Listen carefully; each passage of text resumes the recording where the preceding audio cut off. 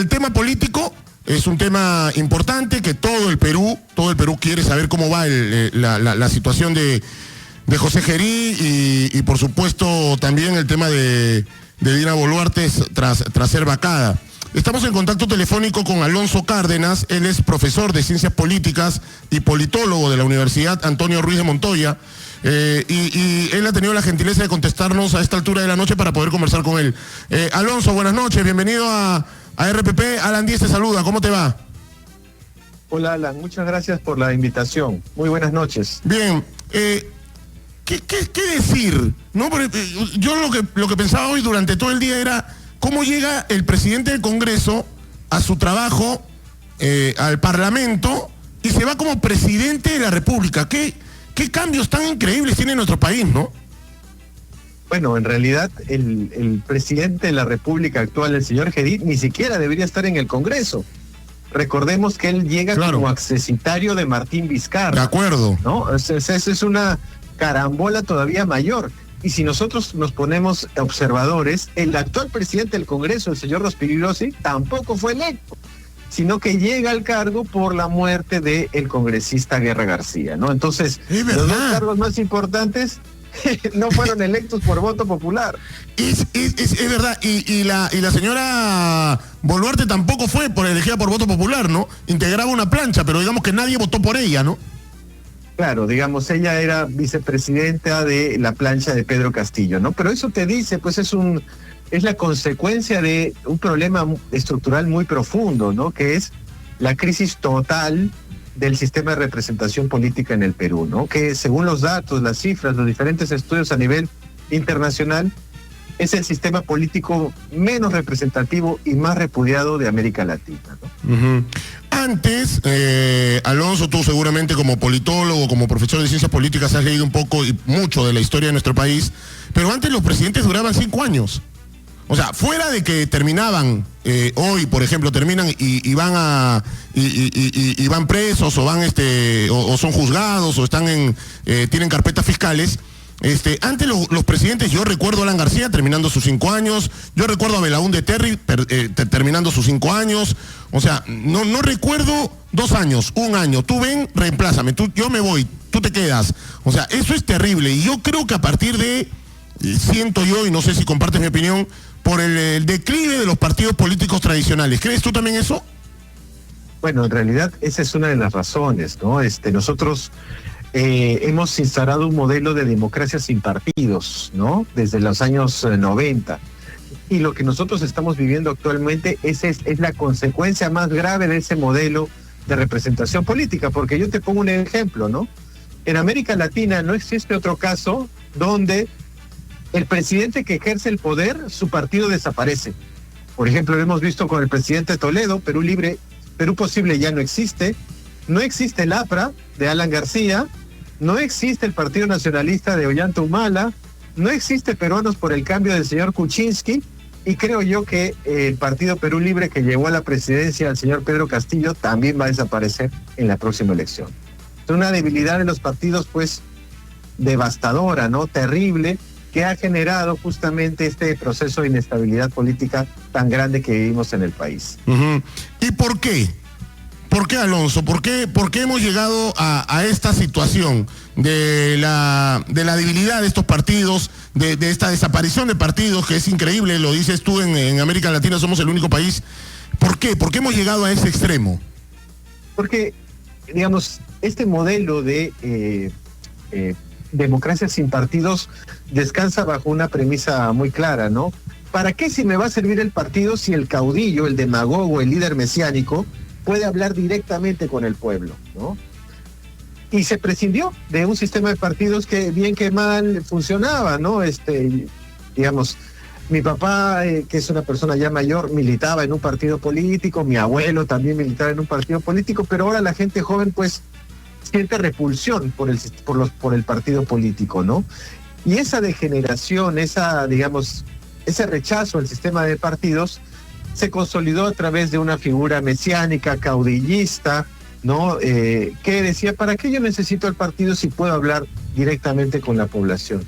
Ese error, creo yo, de consolidar un sistema democrático sin partidos es lo que ha generado esta enorme inestabilidad, donde entra uno, sale otro, el presidente que llega a su partido desaparece, o el presidente que queda en segundo lugar, su partido se fracciona, el fenómeno del transfugismo, etcétera, etcétera, ¿no? Uh-huh. Ahora, la clase política se ha deteriorado, ¿no? Hoy no sé cómo llevas tú el tema con los chicos, con tus alumnos, si es que de verdad algunos quieren asumir eso de ser político en el Perú.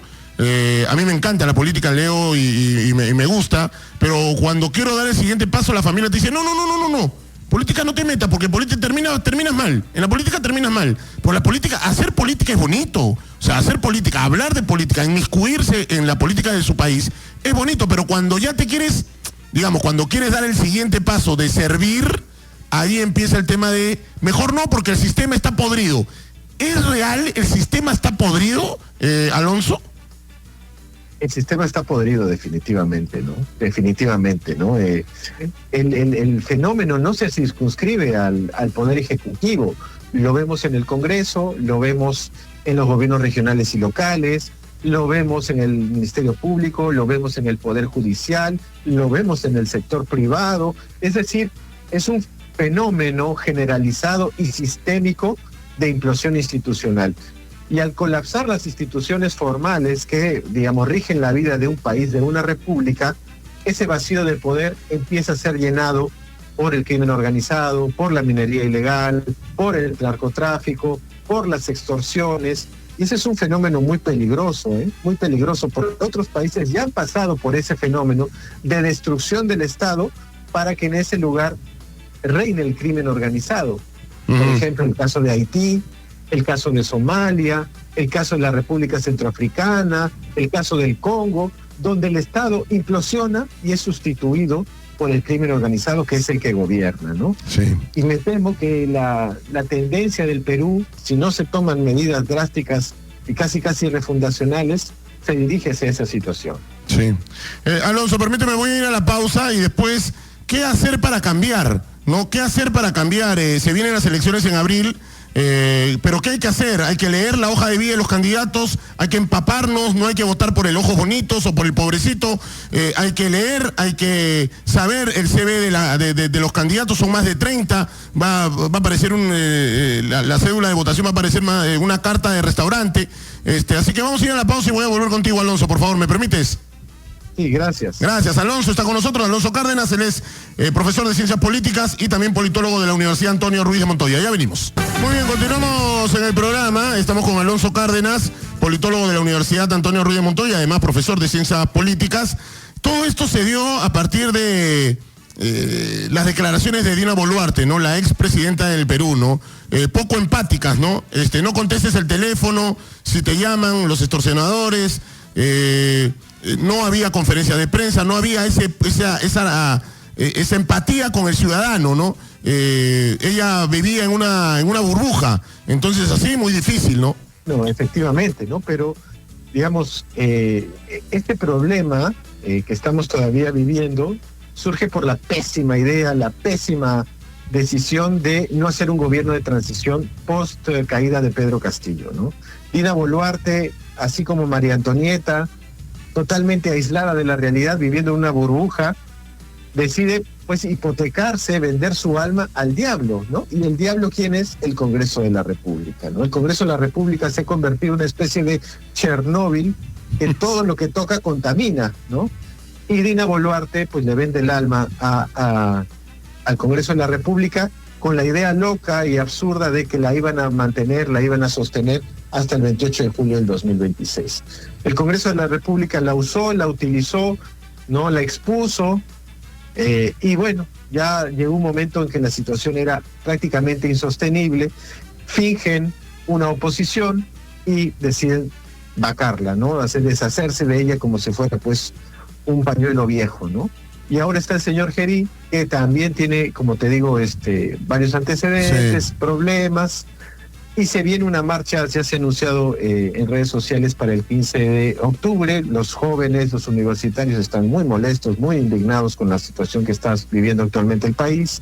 Si se logra consolidar una plataforma con diferentes actores, por ejemplo, los transportistas, los bodegueros, ¿no? Los universitarios, puede haber, digamos, una situación que remueva las bases mismas del régimen, ¿no? Sí, yo estoy contigo en lo que dices del Congreso, ¿no? El Congreso la utilizó, le dijo ya ven, nosotros te vamos a apoyar, y la expresidenta de la República dijo ya, y después el Congreso sintió que ya era momento de decir gracias por todo, porque más de 100 votos ayer fue increíble, ¿no? O sea, más de 100 votos para que no siga. Y antes era todo para ella. O sea, yo creo que también el Congreso vio la próxima elección para bicameral, ¿no? Tanto para senador y diputado, ¿no? O sea, individualmente los congresistas dijeron, voy a quedar bien con el pueblo si la vaco ahorita, y así me gano un voto más para reelegirme para senador o para diputado, ¿no? Bueno, efectivamente, además el Congreso se tragó varios sapos, ¿no? Porque, cómo se inaugura el régimen de Dina Boluarte con las matanzas y las masacres, 50 fallecidos, y luego pues la frivolidad más absoluta, ¿no? Con las cirugías 1000 veces negadas, con los Rolex, ¿no? Con los viajes alrededor del mundo, todo eso aupado, protegido, engreído por el Congreso de la República, que la utilizó para ir colocando, digamos, a sus alfiles en diferentes organismos del Estado. Una vez que el tablero ya estaba completo, decidió prescindir de ella, como te digo, como si se tratara de un trapo viejo, ¿no? Ahora el Congreso ha sincerado la situación y abiertamente es el que gobierna, ya no tiene un títere como la señora Boluarte, ¿no? ¿Podrá manejar esta situación? Eso es lo que está por verse, ¿no? ¿Te gustaron la primera palabra de Gerí diciendo que estamos en guerra, que le vamos a hacer la guerra a la delincuencia?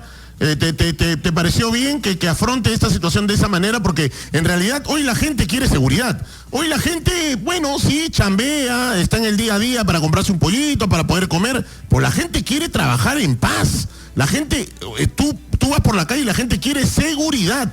Por ahí, bueno, ya sí, subió la papa, subió la lechuga, subió la carne. La gente no le interesa, la gente quiere seguridad, quiere estar tranquilo en su casa, quiere que sus hijos regresen con vida, quieren que sus esposos vengan con vida. Yo creo que va por ahí. ¿Te gustó lo que dijo Gerí o es puro hincha de tribuna? Yo creo que es lo segundo, ¿no? Hincha de tribuna, porque sus acciones como congresista no se condicen con ese discurso. Desde el Congreso, recordemos, se ha favorecido muchísimas normas y muchísimas leyes pro delincuencia que el señor Gerí ha apoyado. Y además acá hay algo muy interesante que dijo el presidente Bukele de El Salvador, que ahora todo el mundo llama y quieren un Bukele peruano, pero el señor Bukele señaló claramente, y eso lo pueden ver en internet, que no se puede combatir el crimen en la calle si antes no se erradica del Estado. Epa. El Estado que no combate y no erradica el crimen, y esas son sus palabras, es porque es cómplice del crimen organizado. Entonces, nosotros en la actual situación, estimado Alan, ¿vamos a poder enfrentar el crimen organizado si antes no lo hemos erradicado del Estado? Yo lo veo muy difícil. Sí, claro. Primero limpia tu casa, ¿no?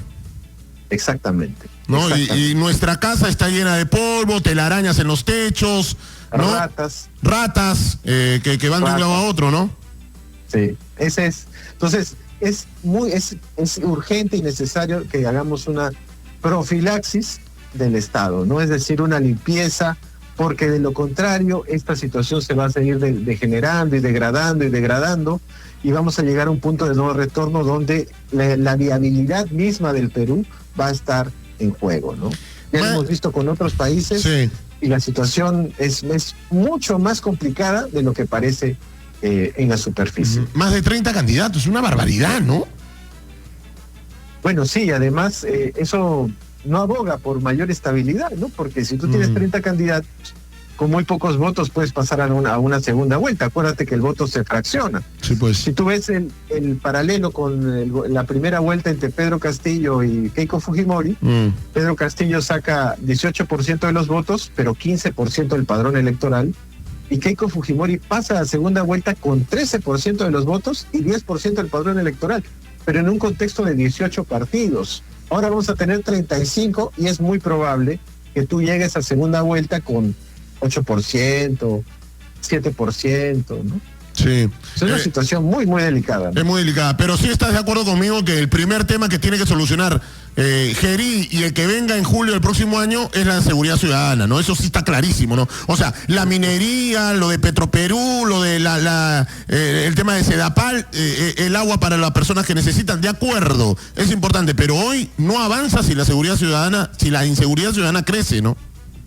Efectivamente, pero la mejor estrategia para acabar con la inseguridad ciudadana no es digamos, agarrar al choro, no.